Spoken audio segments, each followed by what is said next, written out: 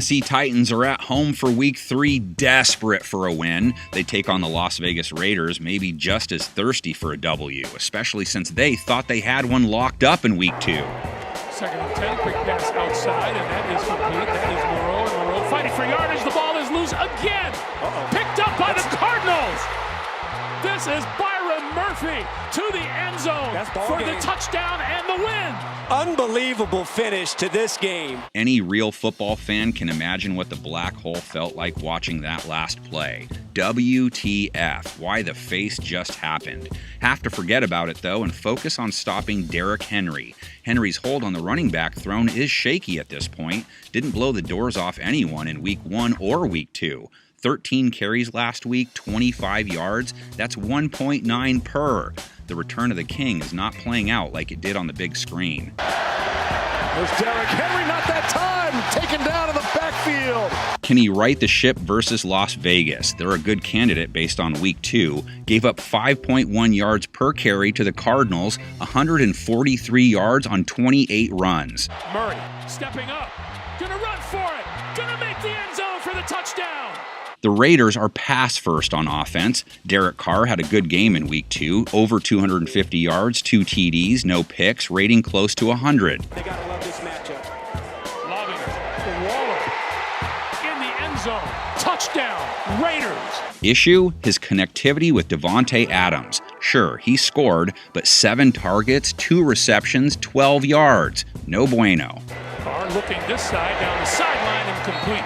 That ball just not on the same page with Davante Adams. An elite wide receiver destroyed Tennessee, though. Titans' pass defense beat up. No Christian Fulton last week. Stephon Diggs just ran around like a kid in a candy store. They got torched through the air. Gave up 317 yards, rating near 130. Deep shot, Allen.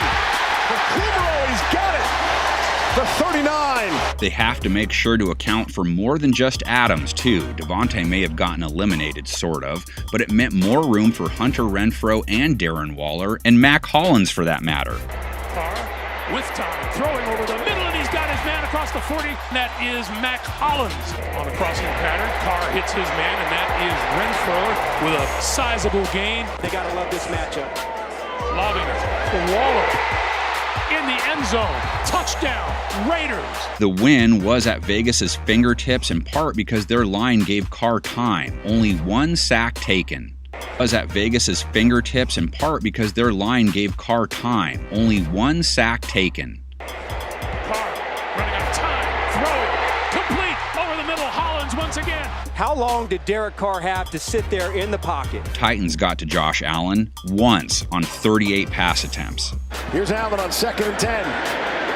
Stepping up into the logo and throwing. He's got Diggs wide open. It's caught. Touchdown. Raiders were also close to a dub because of their secondaries play, held Kyler Murray to a 76.7 rating, under 6 yards per attempt. And here's Murray, shakes one tackle, throwing downfield, it is intercepted. Throwing on the run, Murray came up short.